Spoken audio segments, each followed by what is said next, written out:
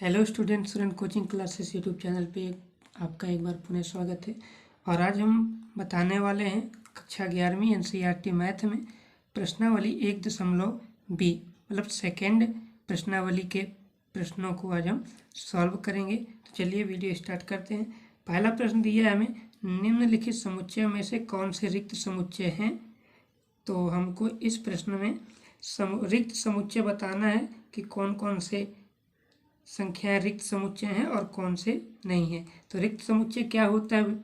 रिक्त समुच्चय वह समुच्चय जिसमें कोई भी अवयव ना हो, कोई संख्या नहीं होता है, खाली होता है, रिक्त समुच्चय कहलाता है।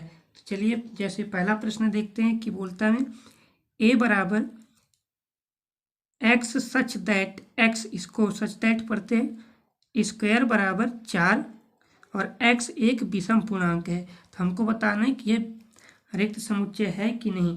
तो यह रिक्त समुच्चय है या नहीं ये हमको बताना है। तो क्या हो जाएगा, एक्स स्क्वायर बराबर 4 है तो यह क्या हो जाएगा, एक रिक्त समुच्चय है। तो हम यहाँ पे लिखेंगे हल में कि यह एक रिक्त समुच्चय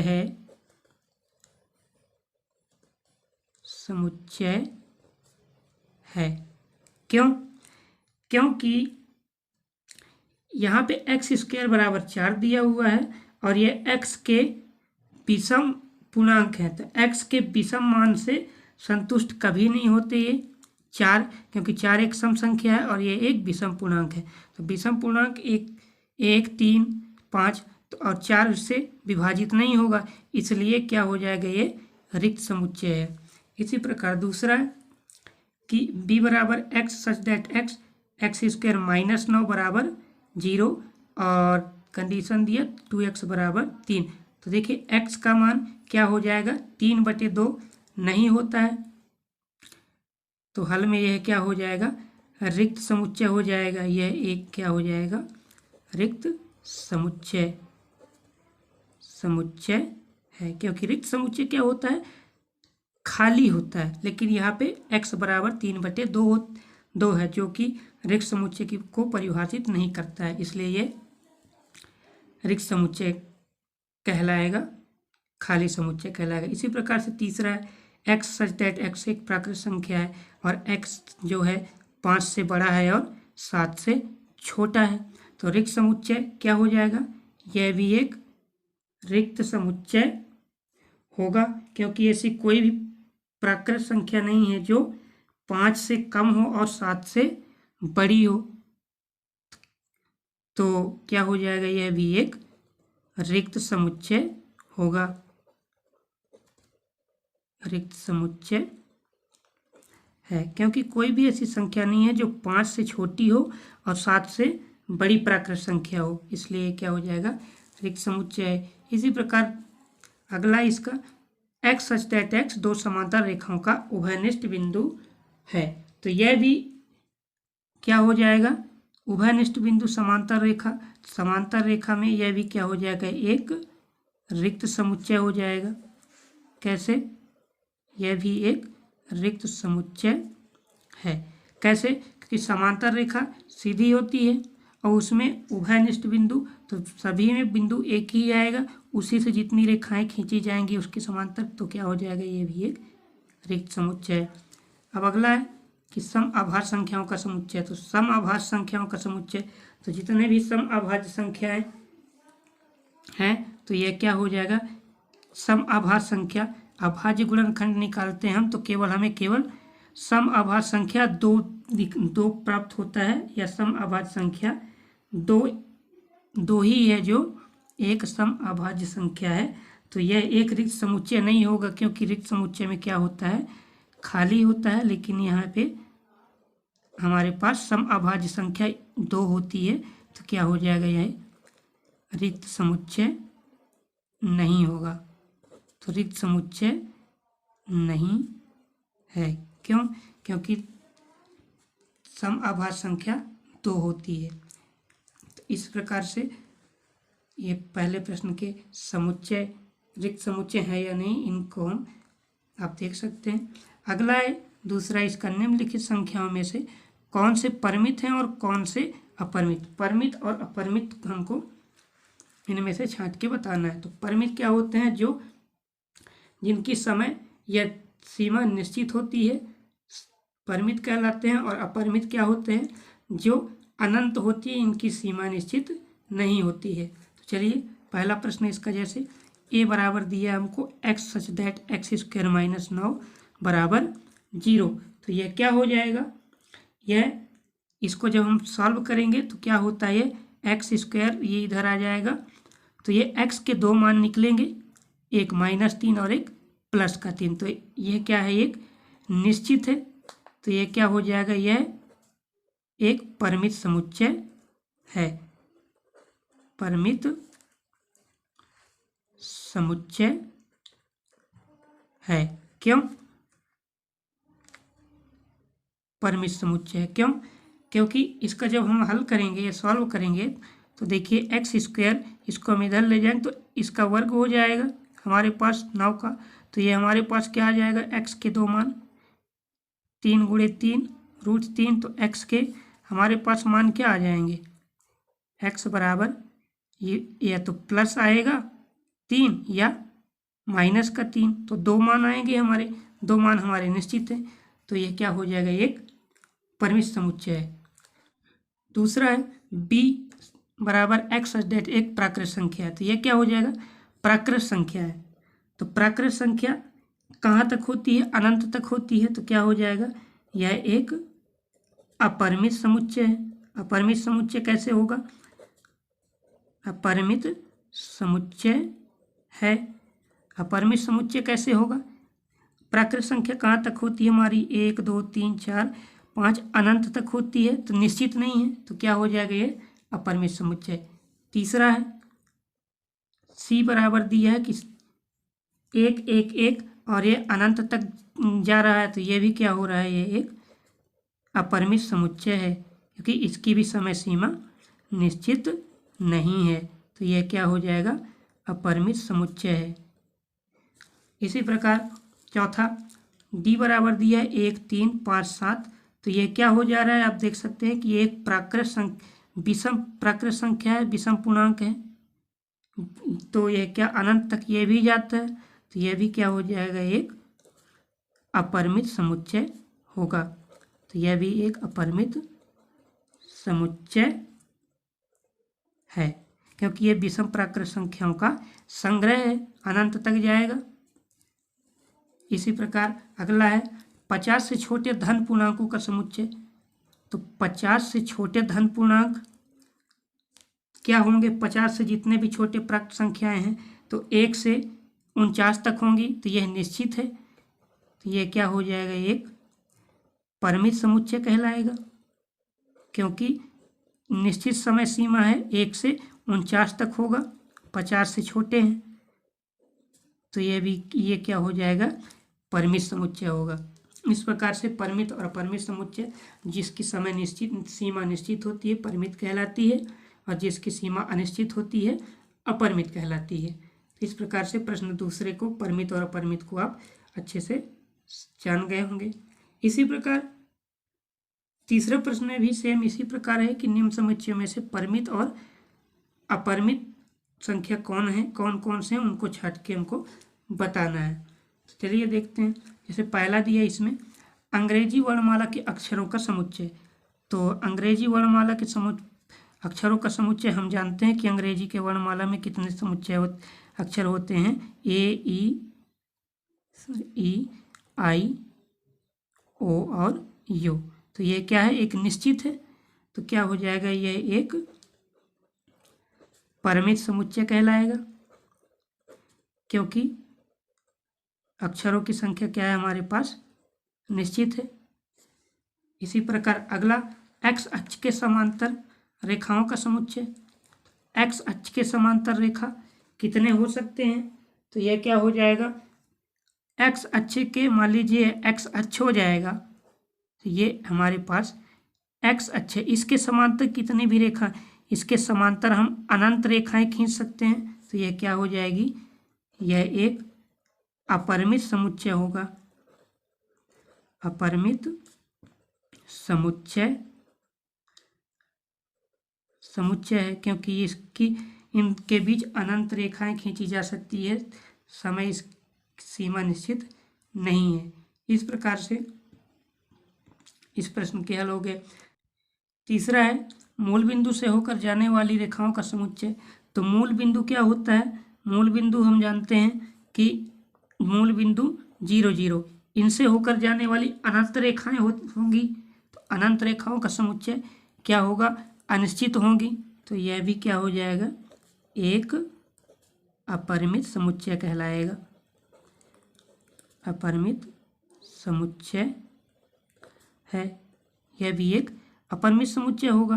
पृथ्वी पर रहने वाले जानवरों का संग्रह। तो पृथ्वी में अनंत जानवर होते हैं। कुछ जानवर ऐसे हैं जिनको हम नहीं जानते हैं या हमने कभी उनको देखा नहीं है, तो वह क्या है? जानवरों में अनेक जानवर होते हैं, तो इनकी संख्या भी क्या है? निश्चित नहीं है। तो यह क्या हो जाएगा? एक अपरिमित समुच्चय होगा। अपरिमित समुच्चय है, यह भी एक अपरिमित समुच्चय है। इस प्रकार से प्रश्न क्रमांक तीसरे के प्रश्न के हल हो गए। अगला है प्रश्न क्रमांक 4। इसमें हमें बोलता है कि निम्नलिखित समुच्चय युग्म में बताइए कि a बराबर b है या नहीं है। हमें प्रश्न दिया है, जैसे a दिया है और b, इनमें बताना है कि हमें a बराबर b है या नहीं है। a बराबर b का मतलब किस में आता है? समान समुच्चय में। जिसमें दोनों के अवयव समान होंगे तो वह समान समुच्चय कहलाते हैं। अगर दोनों के अवयव समान नहीं होते हैं तो वह समान समुच्चय नहीं कहलाते हैं। तो चलिए देखते हैं। जैसे इसका पहला दिया है कि a का मान दिया है हमारे पास ABCD और b में दिया है कि DCBA। तो देख सकते हैं आप कि इसमें ABCD a में भी है और DCBA या ABCD b में भी है। क्रम चेंज है, आगे पीछे लिखा हुआ है, लेकिन संख्या दोनों में वही है। उनके अवयव दोनों में आपस में समान है। समुच्चय में अगर अवयव के क्रम चेंज हो या आगे पीछे लिखे हों, लेकिन अगर अवयव दोनों में समान हो तो वह क्या कहलाता है? समान समुच्चय कहलाता है। तो इसमें देख सकते हैं कि दोनों में सेम है, बस क्रम का अंतर है। तो यह क्या हो जाएगा? a बराबर b, यह एक समान समुच्चय है, क्योंकि दोनों में क्या है? हमारे पास a, b, c और d दोनों में है, तो यह समान समुच्चय होगा। a बराबर b है। दूसरा इसी का a का दिया है कि 2 4 8 10 और b दिया है 8 4 2 12। अब यहाँ पे देखिए कि हमारे में a में तो 2 4 और 8 है, b में भी 2 4 8 है, लेकिन a में हमारे पास 10 है और b में हमारे पास क्या है? 12। तो देखिए दोनों आपस में बराबर नहीं है, तो क्या हो जाएगा? तो हम यहाँ बता सकते हैं या लिख सकते हैं कि यहाँ जो 10 है हमारा, वह ये इसका निर्भर नहीं है b पर, ये निर्भर नहीं है, ये बिलोंग नहीं करता है इस पर, इसलिए ये काट दिए तो ये नॉट बिलोंग हो गया। तो 10 हमारा निर्भर नहीं करता है b पर, और जो 12 है वह हमारे a पर निर्भर नहीं करता है, a पर वह संख्या नहीं है, इसलिए ये क्या हो जाएगा? इसलिए a नॉट इक्वल b होगा, a b बराबर नहीं होंगे। इस प्रकार से अगला है तीसरा। a का मान दिया हमारे पास कि a बराबर दिया 2 4 6 8 और 10 और b दिया है x सच दैट x सम धन पूर्णांक है। तो हम जानते हैं इसको कि ये हमारे पास क्या है? सम धन पूर्णांक ही है, और ये हमारा x सम धन पूर्णांक क्या होता है? 2 4 6 8, और कंडीशन दिया है कि x का जो मान है 10 से बराबर या 10 के बराबर होगा। तो हमारे पास दिया है 2 4 6 8 और 10 के बीच में ही है, तो यह क्या हो जाएगा? यह भी क्या हो जाएगा? यह एक a बराबर b हो जाएगा, क्योंकि a बराबर b हो जाएगा, क्योंकि जो b है हमारा वो क्या हो जाएगा? सम धनात्मक पूर्णांक क्या होते हैं हमारे? 2 4 6 8 और 10, और यही तो ए में हमारे पास दिया हुआ है, इसलिए यह क्या हो जाएगा, ए बराबर बी हो जाएगा। अगला है ए बराबर दिया है एक्स सच दैट एक्स संख्या 10 का एक गुणज है, और बी का मान बी दिया है हमें कि 5, 10, 15, 20 और 25। तो इसमें आप देख सकते हैं कि 10 का गुणज का मतलब जो संख्या है जिससे 10 हमारा विभाजित हो सके तो वह 10 का गुणज कहलाता है। लेकिन यहाँ पे हमारा 25 है, जो हमारे पास देखिए कि यहाँ 5 है, 15 है और 25, इन दोनों से, इन तीनों में से 10 के गुणज नहीं होते हैं, क्योंकि 10 का एक गुणज कहने का मतलब जो 10 से विभाजित हो, तो 10 जिससे विभाजित हो पूरा पूरा कर जाए, तो 10 से 10 करीब पूरा विभाजित हो जाता है और हमारा 20 पूरा विभाजित हो जाता है। लेकिन 25, 15 और 5 नहीं होता, तो यह क्या हो जाएगा, यहाँ पे हम लिखेंगे कि चूंकि 5, 15 और 25 जो है हमारा डैश डैश अनंत तक की कोई भी संख्या, वह हमारे ए पर निर्भर नहीं करते हैं, क्योंकि 10 का गुणज हमारा 10 और 20 होगा, इसलिए यहाँ पे क्या हो जाएगा, ए है जो हमारा वह बी पर निर्भर नहीं करेगा। इस प्रकार से प्रश्न चौथे का प्रश्न आप यहाँ से देख सकते हैं। अगला प्रश्न है हमारे पास प्रश्न 5वां, कहता है क्या निम्नलिखित समुच्चय बराबर हैं। हमें प्रश्न दिया है 3, इसमें बताना है कि क्या ये जो दिए हैं ये आपस में बराबर हैं या नहीं, तो हमको बताना है। तो देखिए कि यहाँ पे ए बराबर दिया है FOLW, और बी दिया है कि एक्स सच दैट एक्स शब्द WOLF का एक अक्षर है, और सी बराबर दिया है कि एक्स सच दैट एक्स शब्द फॉलो FOLLOW का एक अक्षर है। तो देखिए तीनों में समानताएं हैं, यहाँ भी एफ है, इसमें भी एफ है, और ये जो अक्षर दिए हुए हैं ये फॉलो के ही अक्षर दिए हुए हैं, तो ये क्या हो जाएगा, यह क्या हो जाएगा, समुच्चय हो जाएगा। तो हम इसको क्या लिखेंगे, यहाँ पर हमारे पास क्या हो जाएगा, ए बराबर है बी के और बी भी बराबर है हमारे सी के, तो ये क्या बराबर क्या होता है, क्या हो जाता है, तीनों आपस में बराबर हो जाते हैं, तो FOLW। अब ये समुच्चय है, इसलिए कोई भी संख्या दोबारा नहीं लिखा जाता, एक बार ही उसको लिखा जाता है। इस प्रकार से प्रश्न 5वें को आप समझ सकते हैं। अगला इसी प्रकार प्रश्न 6वां है, उसमें भी बोल रहा है कि क्या निम्नलिखित समुच्चय बराबर हैं। तो इसमें भी आप देख सकते हैं कि एक्स दैट एक्स REAP का एक अक्षर है, इसमें यह पेपर का एक अक्षर है, और एक्स दैट RAPE का एक अक्षर है, रैप का एक अक्षर है। तो क्या हो जाएगा, यहाँ पे भी आप देख सकते हैं कि यहाँ पे जो है हमारा ए बराबर बी है और बी बराबर सी है, क्योंकि ये तीनों क्या होते हैं, पेपर के ही अक्षर हैं, PAPER। तो यह क्या हो जाएगा, यह भी एक समुच्चय कहलाएगा। तो ये क्या आ जाएगा, पेपर के एक समुच्चय है, तो सॉरी इसमें एक ही बार जो भी संख्या दोबारा रिपीट नहीं होगा, तो यहाँ से PAER होगा।